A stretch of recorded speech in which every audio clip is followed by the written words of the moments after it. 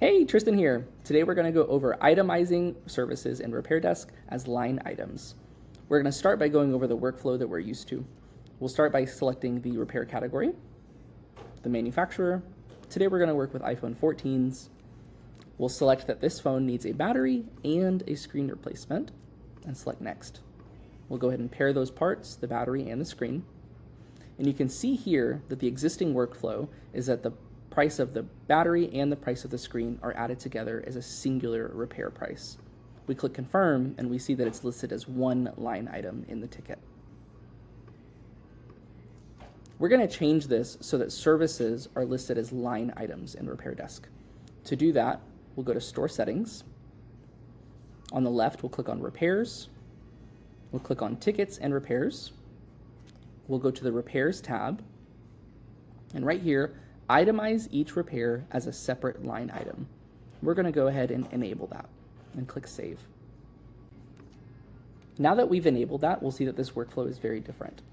We'll click the same thing, a mobile repair category. We're still going to go with an Apple iPhone 14. We're still going to do a battery and a screen replacement. And we're still going to pair those parts.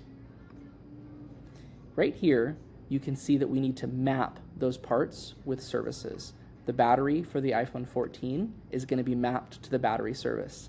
The screen for the iPhone 14 is going to be mapped to the screen service. This is the part, this is the service. Two separate line items in the ticket and in the invoice. Click Next.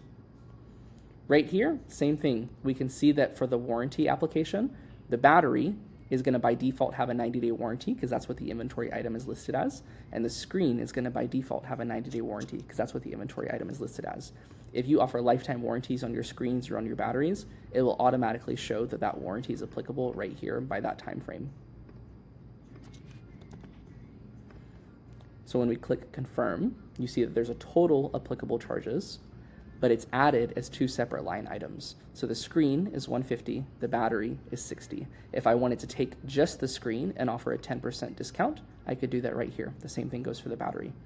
Let's go ahead and create this ticket and see what it looks like in the Tickets module.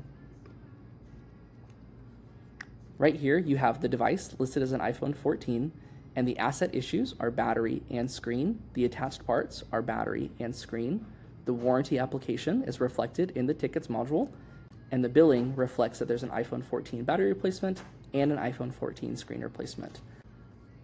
Because I have two separate asset issues but only a single device, when I go to mark this as ready or repaired or canceled or whatever the status may be, that status is going to be reflected on the entire device with all of the asset issues instead of each individual asset issue.